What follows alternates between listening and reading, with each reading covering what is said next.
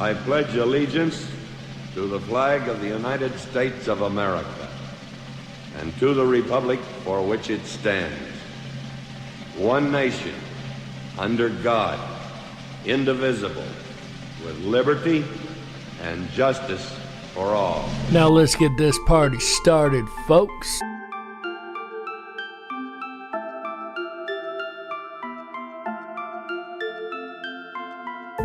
Unlocked and into the dark.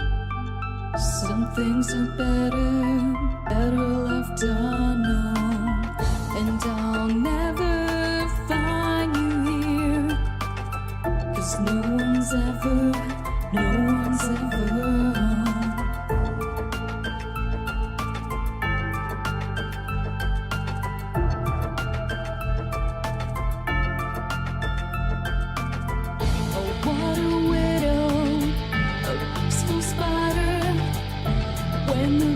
is clean, she's a sneaky hider.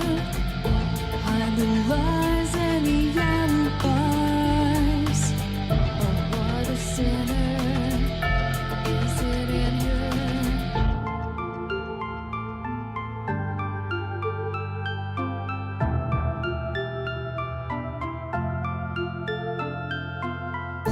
What's the truth in this riddle? Is love really just this simple? I can't seem to find my way in this world that never stays.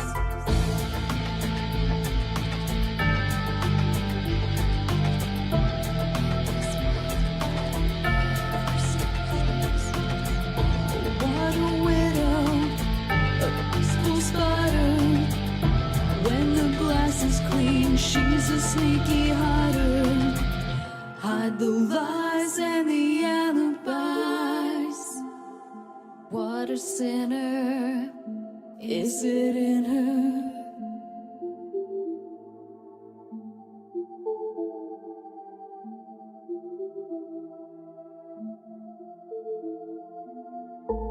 Is this real? Just illusion? I'm lost in the wonderland of confusion.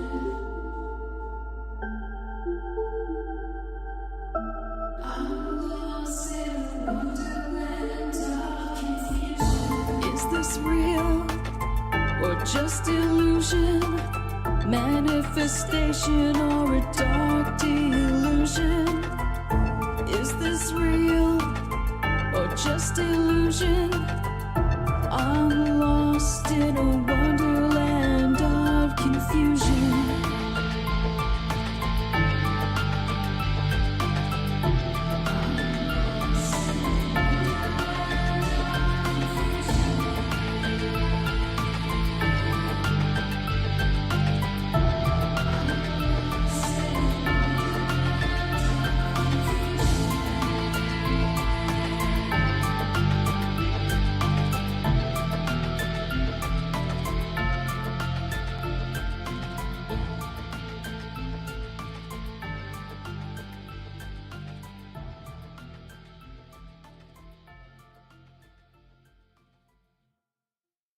Ripon Rabbit Hole is a community-driven radio. At times the community comments may reveal prejudices and other beliefs that we or our sponsors do not condone. Views or opinions expressed by the community, callers, or guests, are those of the individual speaking and do not represent the views or opinions of this site. Ripon Common Sense content is intended for mature audiences only. Enjoy.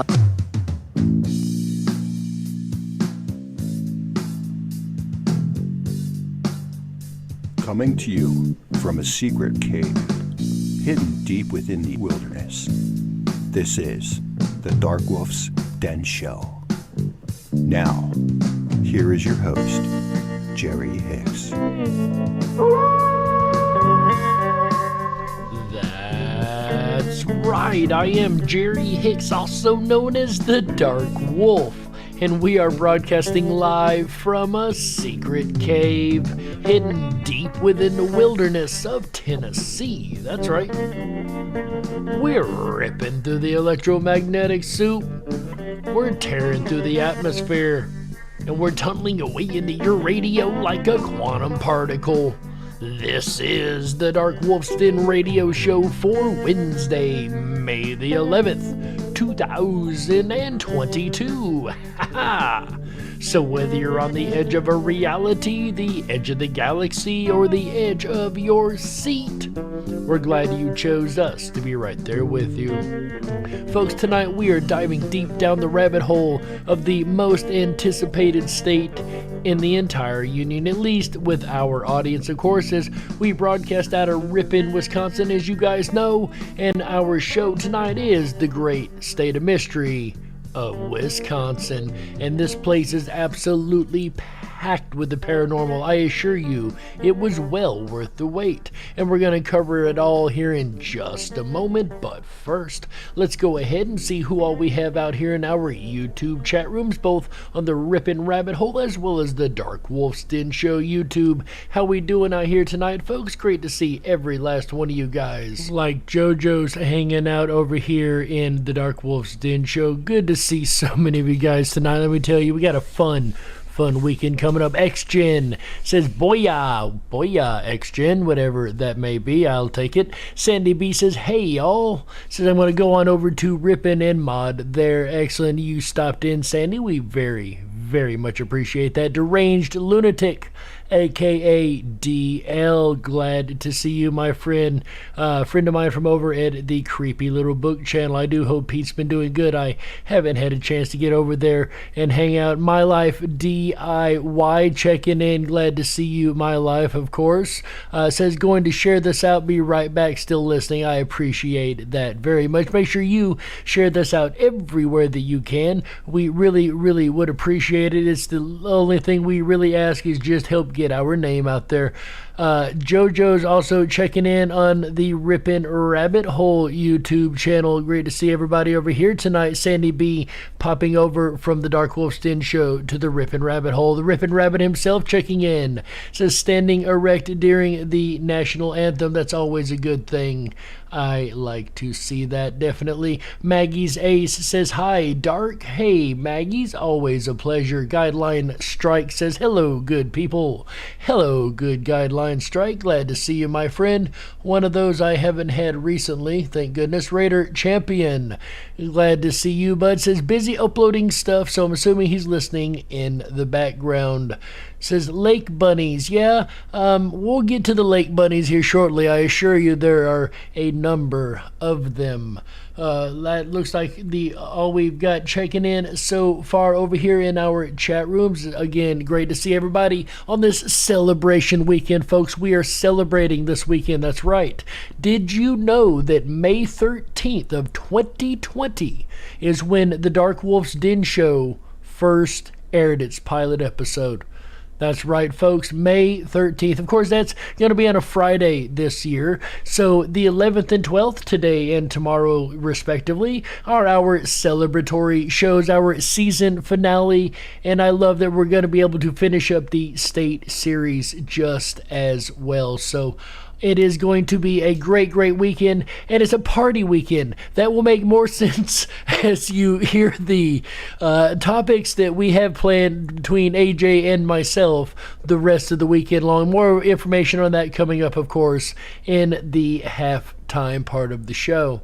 And of course, whether you are hanging out with us in our YouTube chat rooms or around the world on Ripon Common Sense Radio Network, the RiponRabbitHole.com, or of course on our replay on BitChute or Rumble, we're glad to have every last one of you guys along for the ride. And we're going to take this ride here in just a moment, but as you guys know, first we've got two more fun little segments to do, the first of which we call Today in History. Here's a Today in History that my Mandela-affected friends will very much appreciate. Check this out. On this day in 1965, Ellis Island is added as part of the Statue of Liberty National Monument. Now, Statue of Liberty, as a lot of us remember, sat on Ellis Island. However, according to history now, the Statue of Liberty has always sat on Liberty Island, and Ellis Island was added as part of that monument on this day in 1965. And that is today's segment of Today in History. Say what? Our quote of the day today, folks, comes from the great comedian Bob Hope. He says, and I quote, "A bank is a place that will lend you money if you can prove you do not need it," end quote. And if that doesn't describe a bank better than anything I've ever heard, I don't know what does. Anyway, folks, that is today's segment of Say what? Like I said, folks, I am no big fan of banks myself, as you guys know, but one thing I am a fan of is the paranormal, and Wisconsin seems to have a concentration of paranormal, at least when it comes to the cryptids. There is a large number, apparently, of cryptids of one specific type more so than the rest. And here to tell us all about our cryptids this evening, of course, is our good buddy Ben Miller. Ben, what do we got starting off in Wisconsin? As stated previously, Wisconsin does have a lot of cryptids. This makes sense, since they do have the ever-famous badger, and going back in history, mammoth bones have been found in the state, alongside evidence that ancient people were hunting them. So, now, that's interesting, too. Think about that. We were told as kids that the woolly mammoth did not exist at a time that humans did. But in Wisconsin is where they found evidence to the contrary, and that they actually did hunt them well into humankind. So that's a very interesting little twist there, too, don't you think? So strange and unique creatures aren't anything new to this state. Of course, this area is well known for the Beast of Bray Road, but I don't want to focus on that. Me either, Ben. As you know, we don't like to do things that you can hear on every radio show ever. We like to go for the more unique stories that tend to fall through the cracks, if you will. Especially since I already made a separate video about that topic. Well, yeah, there's that too. But, Ben, the state of Wisconsin actually seems to have a concentration of one certain type of cryptid, right? One thing I can say for certain is that it appears no bodies of water are devoid of some type of aquatic beast. There are at least 15 different lakes that are all said to have some type of creature lurking in them. As such, I will only talk about a couple. The first of which has to be the creature found in Devil's Lake, found near Baraboo. He said there's not a body of water in the state that doesn't have some type of cryptid creature lurking in it. Think about that, folks. They've got a lot of lake bunnies, as AJ put it, in Wisconsin. Many claim that the lake got its name from a Sioux word which meant bad spirit, but others claim it came from the Ho-Chunk word meaning sacred or spirit lake. As such, it was seen as a place where spirits gathered. So, put another way, the paranormal aspect of this place is literally written into its name, folks. They knew that something was strange in this area. According to lore, a Native American chief gathered some warriors for a late-night hunt, which required them to cross the lake. As they traveled by canoe over the moonlit dark glassy surface, everything seemed fine. Suddenly, tentacles burst out of the water, tore apart the canoes, and dragged its occupants under the water.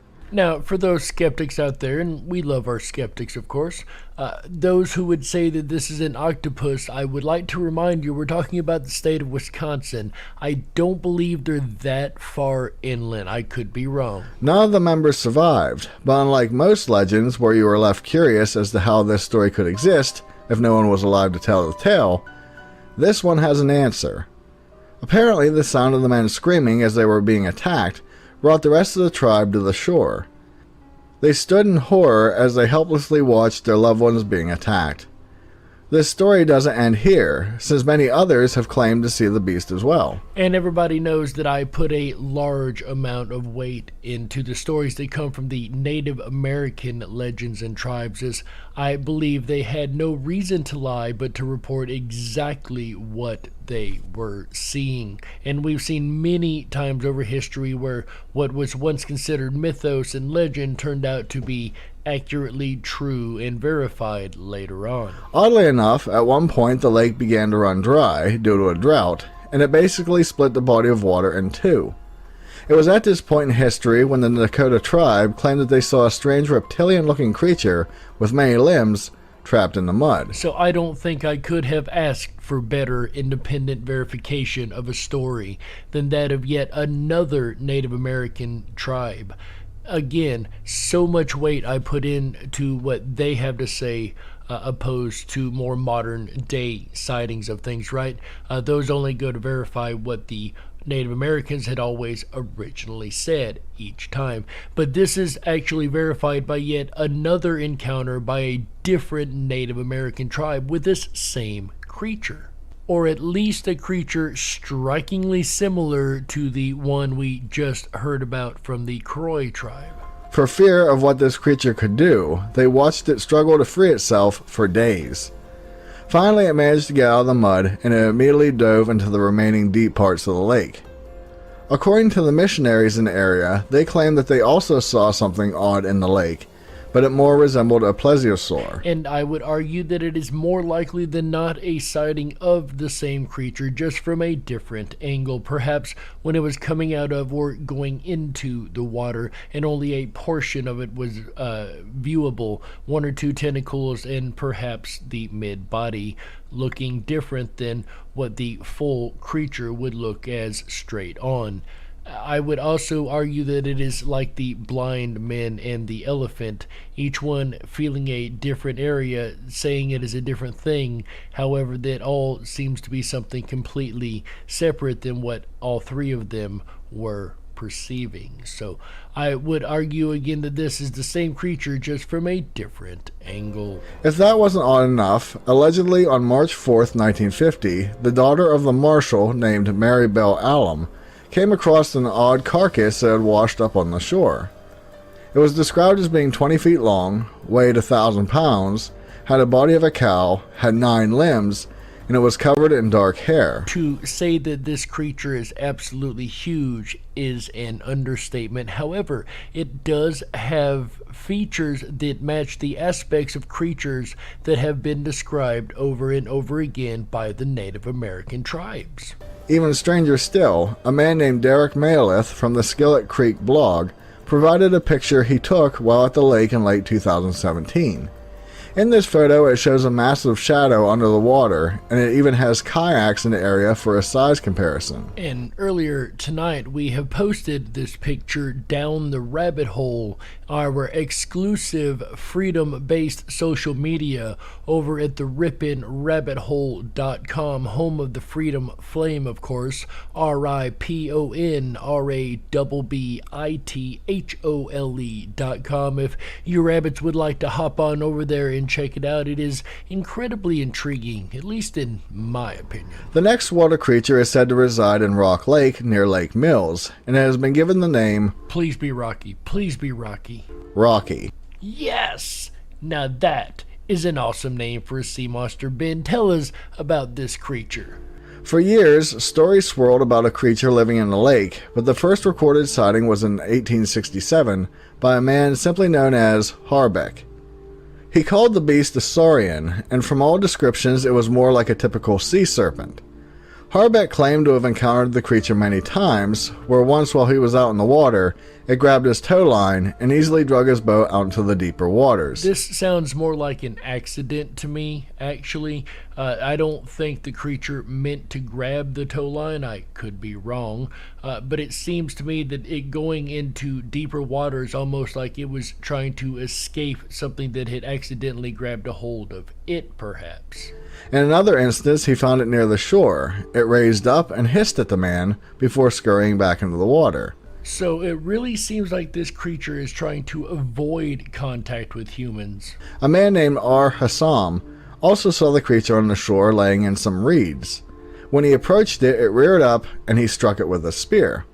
He claimed that the creature was so strong it was like holding on to an ox. It sounds to me like that validates the ability of this same creature to pull a boat along if it is that powerful.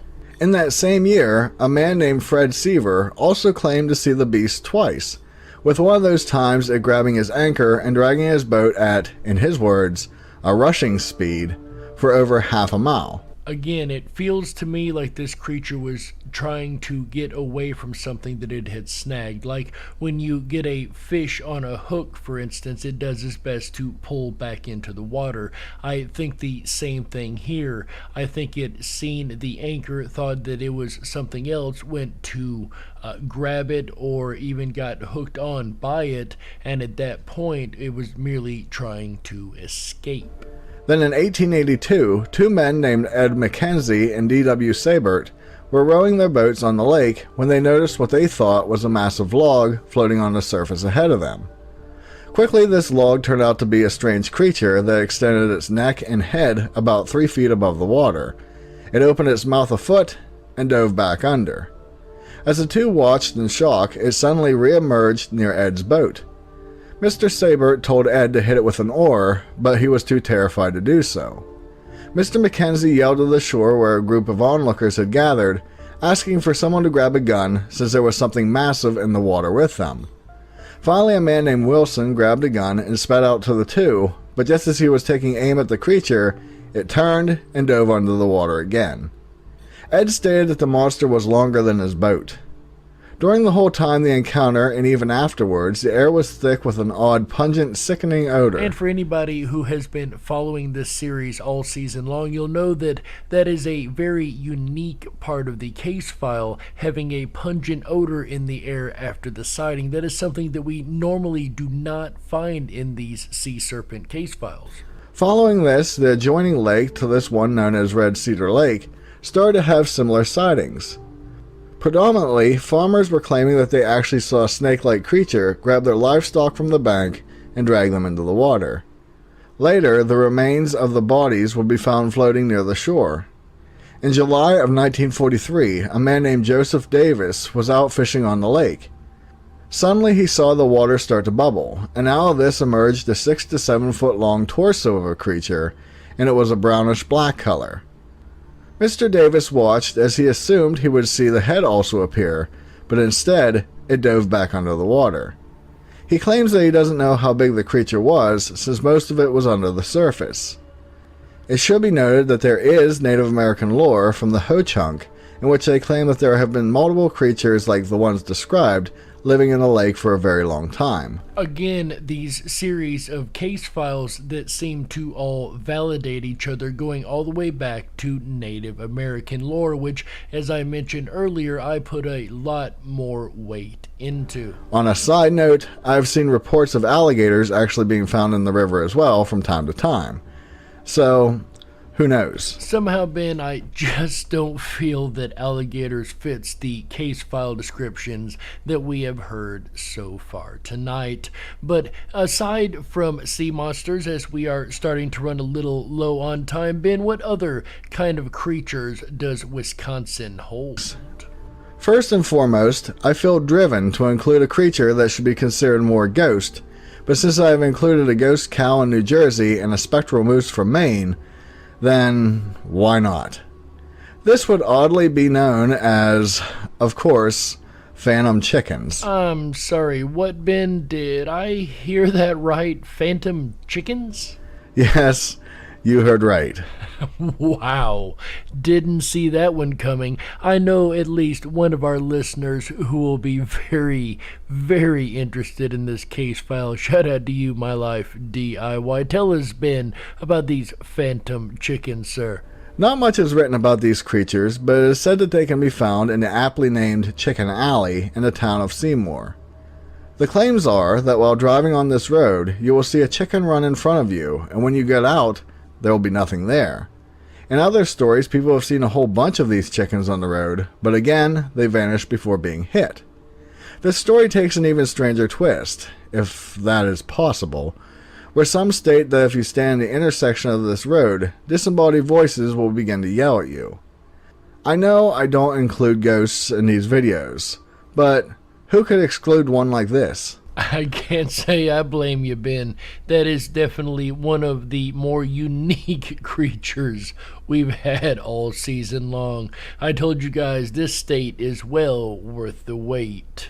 Another creature I couldn't find a lot about would be the goat man that is said to roam Hogsback Road in Richfield. The stories blend in with popular urban legends, so it is hard to discern what is believed real or not. And of course, on this show, this is not our first encounter with a goat man, nowhere near it, as we know in the last year where we have went through this entire series of States of Mystery. This season on the Dark Wolf's Den radio show, we have seen a number of goat man reportings across a lot of different states in the Union. It has been cited since the early 1800s, with some claiming that it has a taste for human flesh, where others say it is not aggressive. I have seen reports of it being responsible for pets going missing, for bodies of animals being found torn apart in the forest, and others say it has a taste for melons. So it would seem, as most creatures in nature, it is ruled by its appetite or its hunger or lack thereof. Food. It would only seem to be aggressive when hunting for something to eat, right? Like any other creature in the world. And I gotta say, I like melons, don't you, Chris Spivey? Glad to see you over there in the Dark Wolf's Den show, as well as Euler, Greg. How you guys doing this evening? Glad you were able to make it. Apparently 2 men were driving down the road in 2003 when they saw this creature run in front of them. It was described as having the horns of a goat, it had tiny thin arms, and its legs were large and muscular. Outside of the horns, I have to wonder if this doesn't describe the various kangaroo sightings in the state. Which would still be incredibly out of place. A kangaroo in Wisconsin is not something you hear about every day. Near the town of La Crosse, there have been sightings of a flying reptilian type of being since the 1990s. Originally it was spotted by Well, to be fair, Ben, the 90s were a pretty weird time. Just saying. a man and his son in 1997 while they were out trying to find their lost dog. While on the search, they froze in terror as they saw a lizard man standing in the woods. In panic, the pair stood where they were, and the creature stared at them for a long time before walking away. At the same time, DNR wardens and highway workers claim to have seen a reptilian being while out working on Highway 13. They claim that the creature appeared to be observing them for quite some time before it opened its wings and shot off into the sky. Another unique variation on a classic cryptid creature, the reptilian, which in my opinion is not a cryptid but an alien, but of course that's up for debate, right? Still, we don't find many flying reptilians across pretty much any case files I've read. The best sighting occurred on September 26, 2006 by a 53-year-old man named Wohali and his 26-year-old son, who wished to remain anonymous.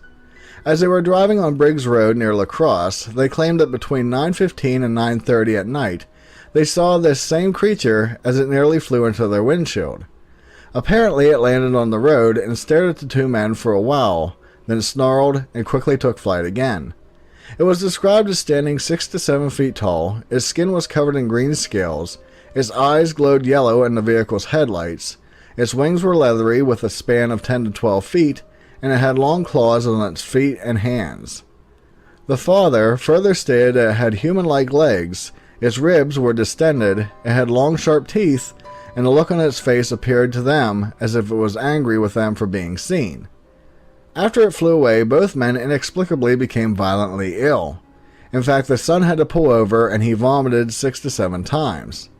Both men claimed that they felt ill for at least a week after the encounter. Will Hawley said that he was unsure if the creature had originally been standing on the road and planned to attack them when they came across it. Honestly, Ben, this sounds like your favorite, the Mothman crossed up with a reptilian, right? At least to me. But there are, aside from the Beast of Bray Road, a number of werewolf incidents in Wisconsin, correct? As mentioned, the Beast of Bray Road is quite well known, but since 1964 up until 1999, there have been other werewolf sightings in the cities of Milwaukee, Delavan, and Marathon County. And there's also 2 more creatures from Native American lore that we've heard about across a lot of states. What 2 are those, Ben? Thunderbirds are frequently sighted as well. For some reason, I saw a lot of reports about alleged Wendigo sightings from all over the state. Along with the lake monsters I discussed, there are many others, including those found in Lake Koshkonong, Lake Winnebago, Lake Pepin, and Geneva Lake. So it sounds like Wisconsin has a large number of strange and cryptid creatures. But ladies and gentlemen, we have had a lot of help from our buddy Ben Miller this year for this whole season of States of Mystery. And this will be the last time we hear from Ben, so at least in this series. So Ben, we really appreciate you hanging out with us, my friend. And you take care now. Later. Later, Ben. And folks, we will be right back. As you guys know, this music means we've got to go ahead and take a network break. So this is the Dark Wolf's Den Radio Show, State of Mystery for Wisconsin. And we'll be right back with the second half of the Dark Wolf's Den Radio Show and the hauntings of Wisconsin after these messages. Stick around. Don't touch that dial. That's right. We gotta stoke the fires and run off the men in black. Don't touch that dial. We'll be right back.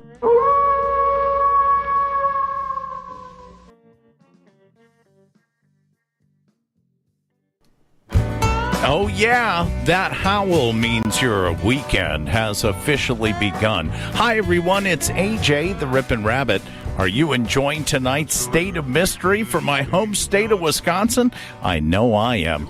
If you are and you haven't done so already, please make sure to hop on over to our website, riponrabbithole.com. That's RIPONRABBITHOLE.com. There you can sign up for your exclusive Backstage VIP pass. It's absolutely free to do so. It always will be.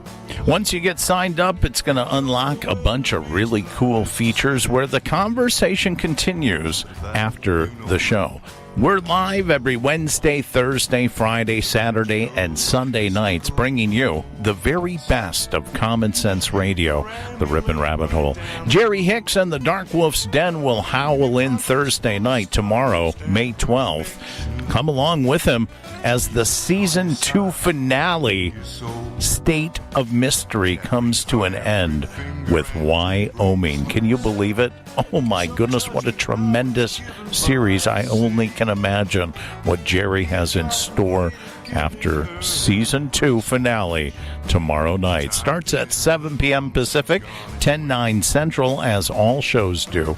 And then I'll return again Friday night, Friday the 13th, with a look at marijuana. That's right. We're going to dive deep down the rabbit hole of Mary Jane. That's Friday, May 13th. Friday the 13th, nevertheless, a good night for a reefer show. Then Saturday, May 14th, come along with me as we dive through simulation theory. Are we living in a simulated age of binary code? Perhaps we are. Find out Saturday, May 14th. Then we'll end out the weekend right together with you. Sunday, May 15th, a look at 52 cards, not including the jokers. Are you playing with a full deck? We're going to find out before the end of the weekend. I've got a couple tricks up my sleeve for that show. You're going to enjoy the way that we end out the weekend together right with you. But the conversation continues long after the show in our community-generated press, Down the Rabbit Hole. I invite you to come on over and take a look at everything that we have to offer you there. We'll return you back now to Jerry Hicks and the Dark Wolf's Den radio show. The State of Mystery continues with Wisconsin for Wednesday, May 11th, 2022. You're listening to the Ripon Common Sense Radio Network, home of the Freedom Flame, riponrabbithole.com.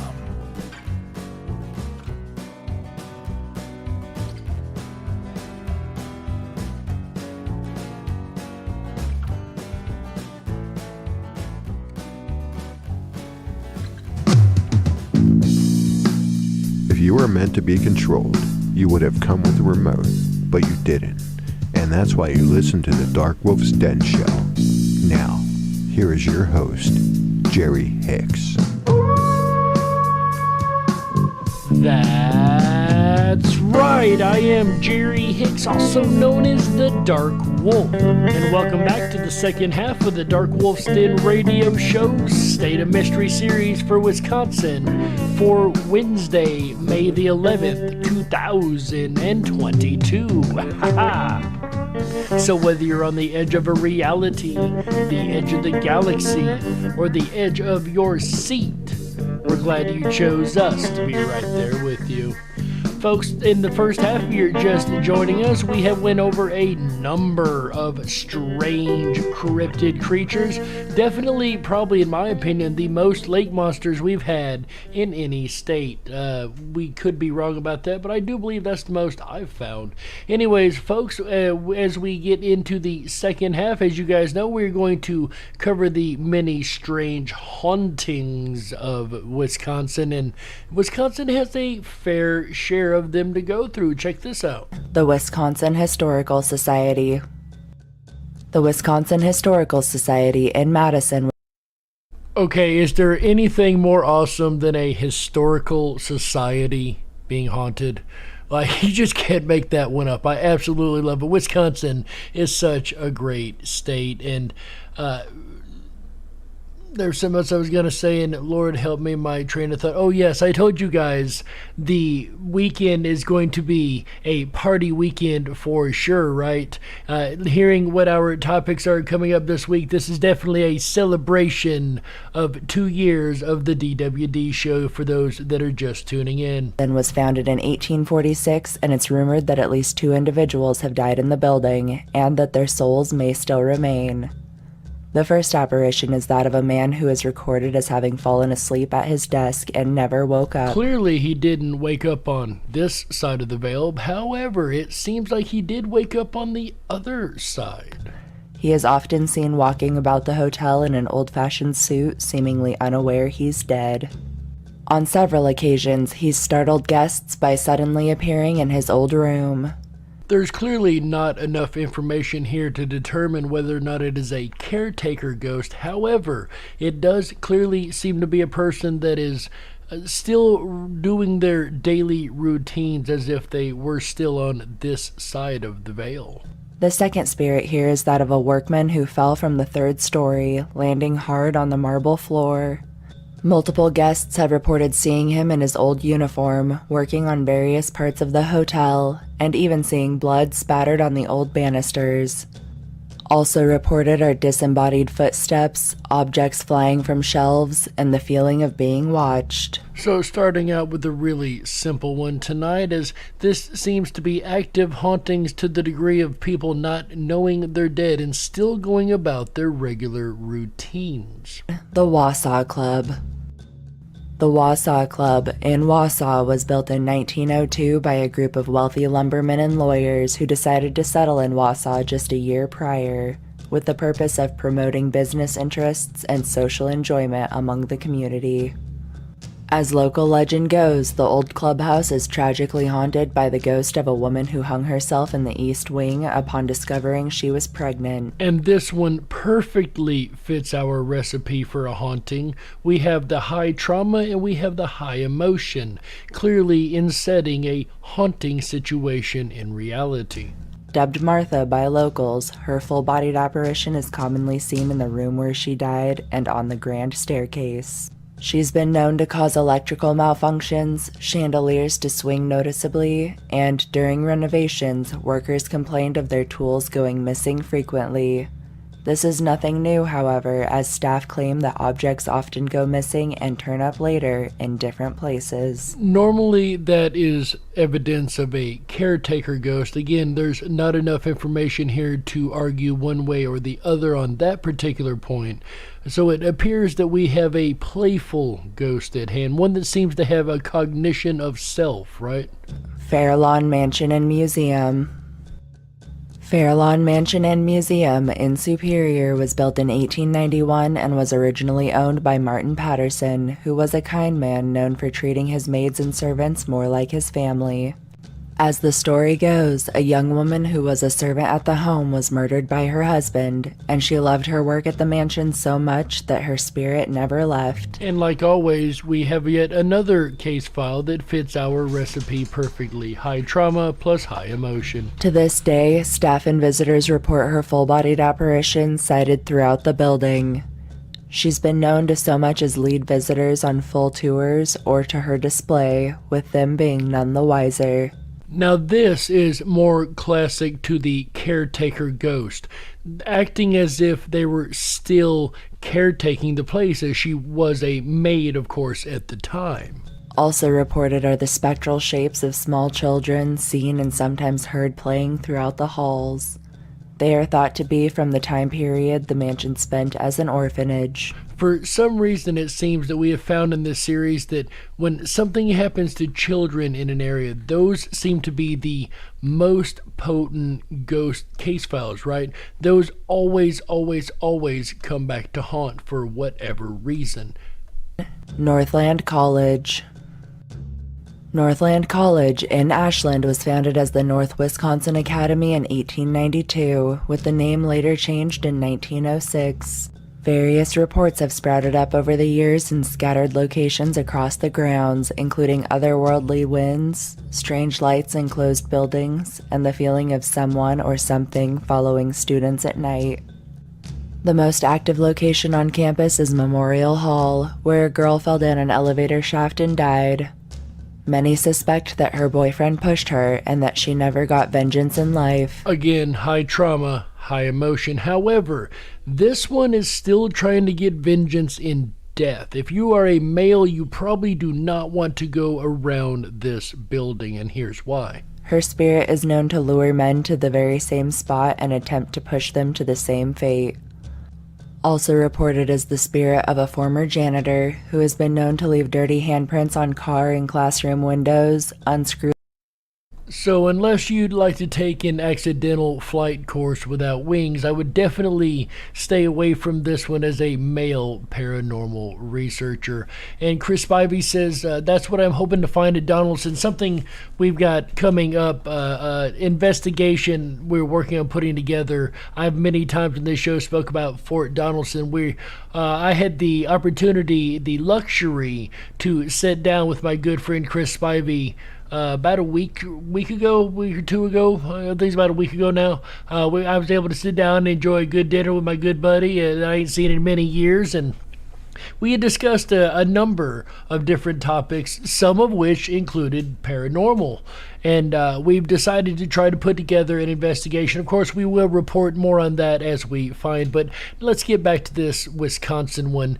As we left this last case file here, if you if you go to this building, the girl will try to mess with you and send you sailing down a elevator shaft. Quite scary indeed, that. And this next one is a janitor. Check this out. Screw light bulbs and turn students' computers on and off in the middle of the night. It's bad enough to have a ghost janitor, but to have a disgruntled ghost janitor, now that is the absolute worst. Instead of fixing things, it unfixes things, right? Definitely an intriguing case file, though. Don't you guys agree? Hearthstone Historic House Museum. Hearthstone Historic House Museum in Appleton was built in 1882 and served as the first private residence in the world to be powered by a centrally located hydroelectric station. It was purchased in 1900 by A.W. Priest, who lived in the home until his death in 1930. Many believe that his soul stayed behind in his beloved home. Staff and visitors have reported extreme cold spots, shadowy figures moving throughout the halls, and a strong feeling of disapproval. You know, I really do find it absolutely fascinating that not only do we know that heavy emotion and heavy trauma at time of death causes a haunting, that's without question at this point. It's been proven enough times on this show. However, it is also interesting that this feeling of disapproval, this emotional link still exists in reality itself. There's an emotional tie even from the other side, the feeling of disapproval when you're in this area. On several occasions, the full-bodied apparition of an angry Mr. Priest has materialized suddenly, sending visitors running from the grounds. To keep paranormal mischief to a minimum, staff have a routine of greeting Mr. Priest each morning, which seems to calm him down throughout the day. So this sounds more like a case of needing approval or acknowledgement that one is there, and the ghost seems to calm down. Still, it has this emotional tinge to it. Without a body, the emotion is still existent. Very intriguing. The American Club. The American Club in Kohler was built in 1918 by the Kohler Company to house their immigrant workforce. Now a luxury spa and resort, a couple of the spirits from its early days are said to remain. A woman in a blue hat is commonly seen standing by the fireplace and is said to have hung herself in room 209 after learning of her husband's death. And yet again, we have another piece of evidence towards our recipe: high trauma plus high emotion. Once again, I've said it many times, we have proven on this show that that is the case. She has been known to move personal possessions and talk with guests in a melancholy way. The second ghost here is that of a man in a torn flannel shirt and dirty jeans. Not much is known about him, but he's most often sighted walking the hallway at night, smoking a cigar.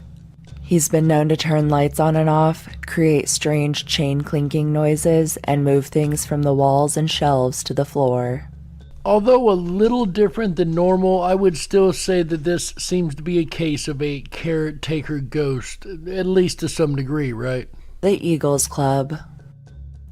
The Eagles Club, also known as the Rave, was built in 1926, and the basement was once used as a men's shelter. The director was rumored to have been abusive and cruel, and it's believed his spirit, along with several of the housed men, still remain. Staff and visitors have reported a wide range of activity, including extreme cold spots to the point where breath is visible. Now, I'm going to go ahead and repeat that because I really think that's kind of an important piece of this particular case file. Extreme cold spots to the point where breath is visible. It goes to show that there is literally environmental interaction. We know that from electronics, of course, and different things that we see, but there's literally an environmental interaction that changes the temperature of the air itself to where you're literally breathing out air that is like as if you were standing out on a cold night. You can see your breath. That is incredibly intriguing, just the fact that for some reason, by some degree, even though it is on the other side, it has a physical environmental effect on this side. Shuffled footsteps through empty halls, and disembodied voices. Several have also reported the spirit of a little girl that is usually seen hiding behind the coat check. A group of children has also been seen and heard playing throughout the halls. Several have reported the sound of a child crying at night, claiming the sound sent an inexplicable feeling of terror down their spine. Now, this one I can't quite figure out because I don't know, there was no history given whether or not children had died on this property either way, right?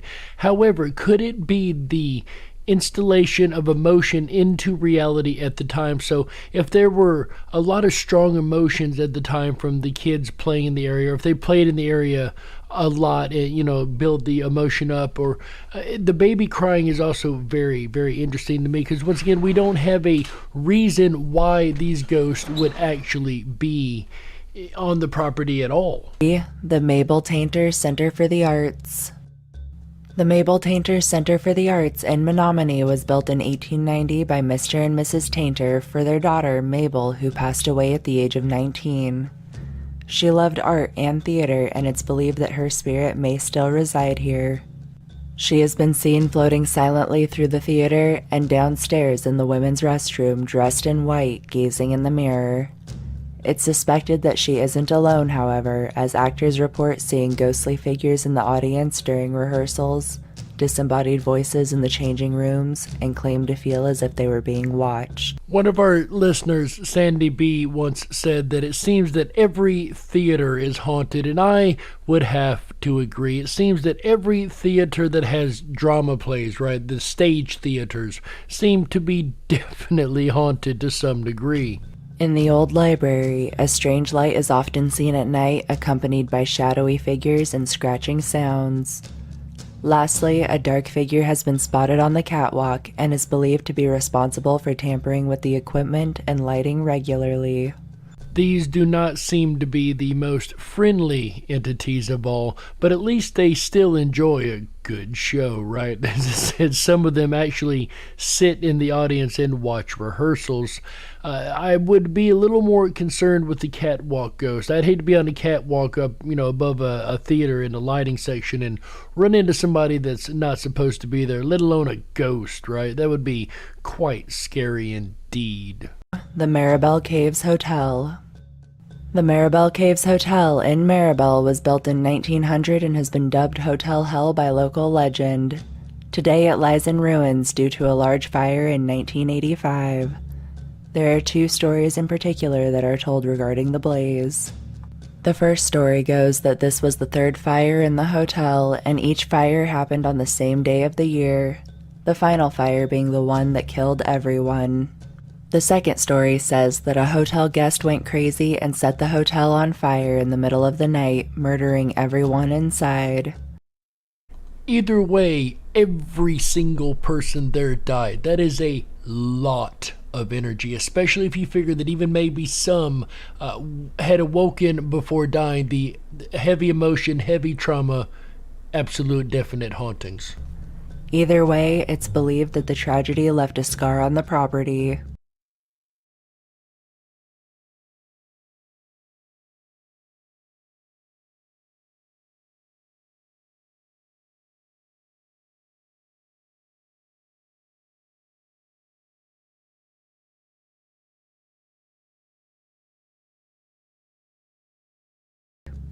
As if this isn't bad enough, it's also rumored that a coven of witches opened a permanent portal to hell in the old structure, and that every demon that crosses over is still trapped in the old building. Those brave enough to explore these cursed remnants report blood leaking from the walls, terrifying screams at night, strange noises coming from the basement, and the ghostly ring of desk bells long lost. The mysterious apparition of a little girl in a black dress is frequently seen here and has been known to press her icy little hands against the backs of any who cross her path. So if you're a paranormal researcher, this seems to be the best one tonight to try to go and research, as it seems to be the most haunted so far on our list. And we have saved, of course, the best for last. As we are out of Ripon, Wisconsin, we have a ghost file right out of Ripon, Wisconsin called Witch Road. Check this out. Callan Road in Ripon, Wisconsin is better known as Witch Road, largely because it is said to be haunted by the spirit of a witch that inhabits the woods surrounding the road. Those driving at night describe how the gnarled branches of the trees cast gruesome shadows in their headlights before taking on the form of a twisted old crone, the witch. Some have seen strange flashing lights in the woods close to where the remains of an old house believed to have belonged to the witch is located. This is certainly one of the most haunted locations in Wisconsin, not for the faint of heart, and especially one of the most haunted locations in Ripon. But what do you guys think? From the amazingly strange cryptids, the amount of sea serpents of which I've never seen the likes of, to the numerous hauntings throughout the state, do you think that the state of Wisconsin is a definite state of mystery? Or do you think we're barking up the wrong tree? In the end, folks, all you can do is look at the evidence, apply a little common sense, and you be the judge.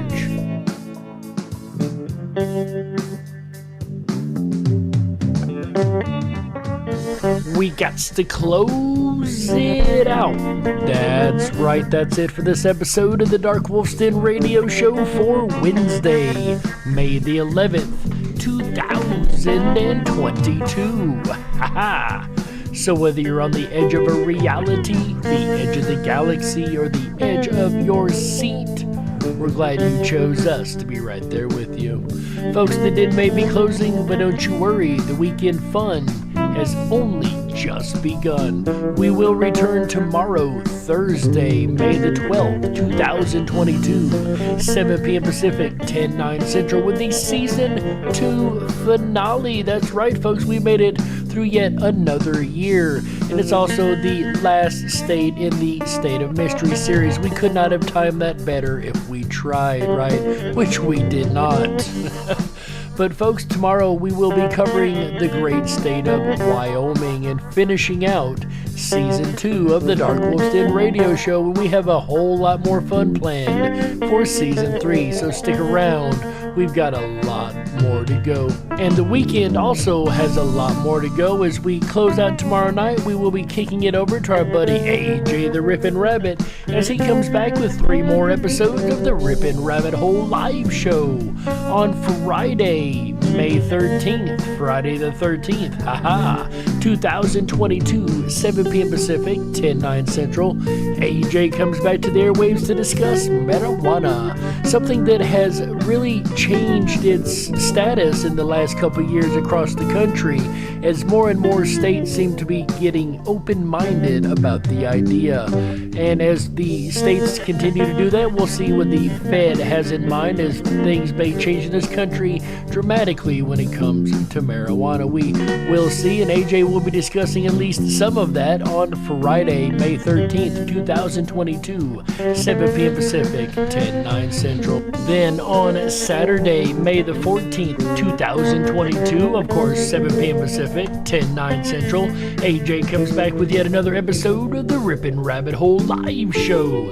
This time he's going to be talking about simulation theory, something that a lot of people in the Mandela Effect community have looked very deeply into. Some are convinced that's the answer to the Mandela Effect. Are we living in a simulation? Is all of reality simulated? Well, I'm sure AJ will discuss at least one of those topics, if not both, on Saturday, May the 14th, 2022, 7 p.m. Pacific, 10/9 Central.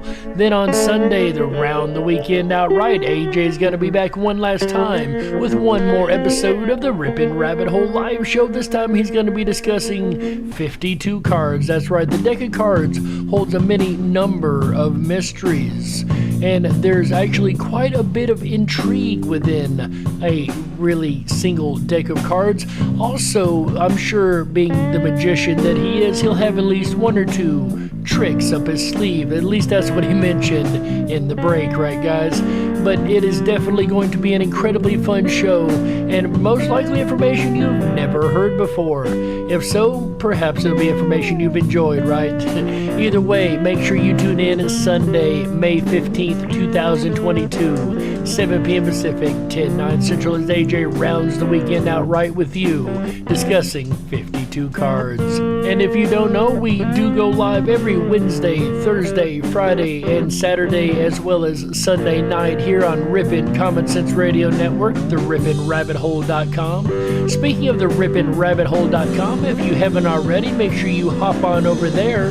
That is RiponRabbitHole.com. Over there, you're going to find things like our specialized, privatized social media network, the Down the Rabbit Hole section, where we did drop that picture from the first half. You can still make sure you go over there and check that out, guys. Also, while you're on that site, make sure you scroll through the front page and the numerous amount of recipes that we have over there. Speaking of food, if you go to the groups section, My Life DIY has started the Gangster Gardening group over there, and there's also a number of other groups if you're interested, from the Mandela Effect to the International Mandela Effect Conference, as well as a number of lucid dreaming, paranormal, and even regular discussion groups, including Raider Champions Be Well. So there's a large amount of things to choose from. Also, one last thing, make sure you hop on over to the 24/7 Backstage Lounge, where I'll be right after the show here in just a couple minutes, hanging out with the rabbits, and I would love to see every last one of you guys there. We can fit 100 in the room. Let's see if we can get 100 people in there, right? With that said, folks, our time is up, so we have to get out of here tonight. On behalf of AJ the Ripon Rabbit, Chick Mandela Effect, Michael Musco, Walt House, everyone involved with Ripon Common Sense Radio Network, as well as Tom Bayless and Red Shed Studios for this incredible music. My name is Jerry Hicks, also known as the Dark Wolf, and you've been listening to the Dark Wolf's Den radio show's State of Mystery series for the great state of Wisconsin. Probably the most well-awaited show of the entire year, right? Anyways, folks, until we meet again, remember, stay awake, but dare to dream. Good night, everybody. How? Yeah! That's right.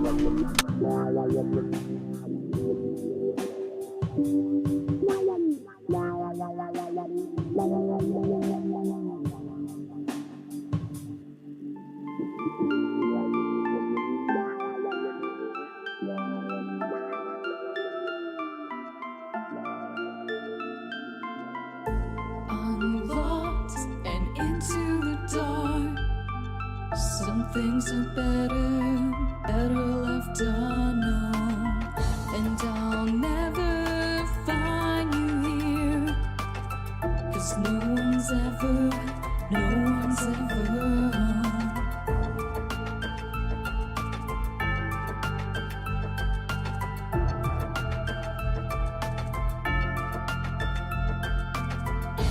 What a widow, a peaceful spider. When the glass is clean, she's a sneaky hider.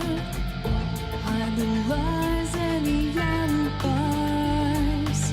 Oh, what a sinner, is it in her?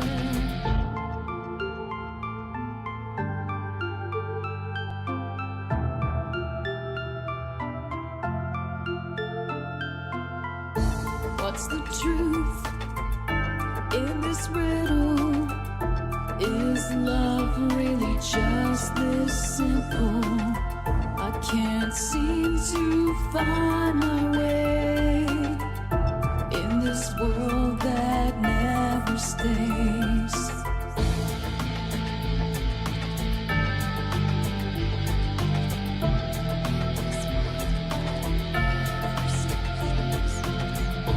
What a widow, a peaceful spider.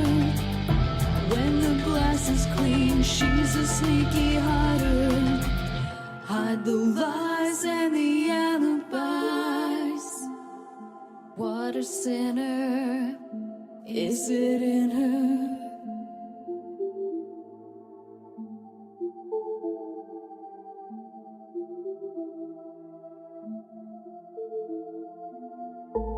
Is this real? Just illusion. I'm lost in the wonderland of confusion.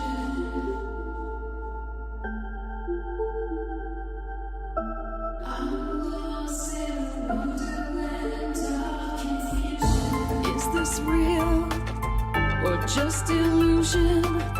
Manifestation or a dark delusion? Is this real or just illusion?